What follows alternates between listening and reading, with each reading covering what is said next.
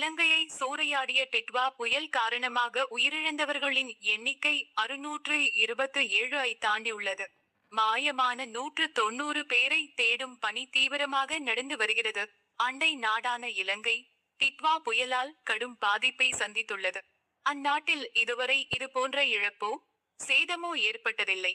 Operation சார்பந்து என்ற திட்டத்தின் கீழ் அந்நாட்டுக்கு நம் நாடு உதவிக்கரம் நீட்டி வருகிறது.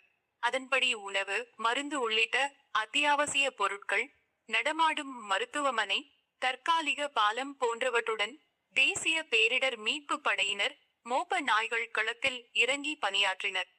நடமாடும் மருத்துவமனைகள் மூலம் 1250 பேருக்கு சிகிச்சை அளிக்கப்பட்டுள்ளதாகவும் அதில் 5 பெரிய அறுவை சிகிச்சை நடந்துள்ளது என தெரிவித்துள்ள இந்திய ராணுவம் 3 இரும்பு பாலம் அமைத்து கொடுத்துள்ளோம் என கூறியுள்ளது.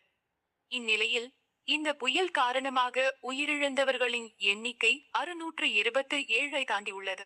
மேலும் 25 மாவட்டங்களில் வசிக்கும் 6,11,000 குடும்பங்களை சேர்ந்த 79 லட்சம் பேர் பாதிக்கப்பட்டுள்ளனர். இந்த புயலால் ஏற்பட்ட மழை வெள்ளத்தில் சிக்கிய 190 பேரை காணவில்லை.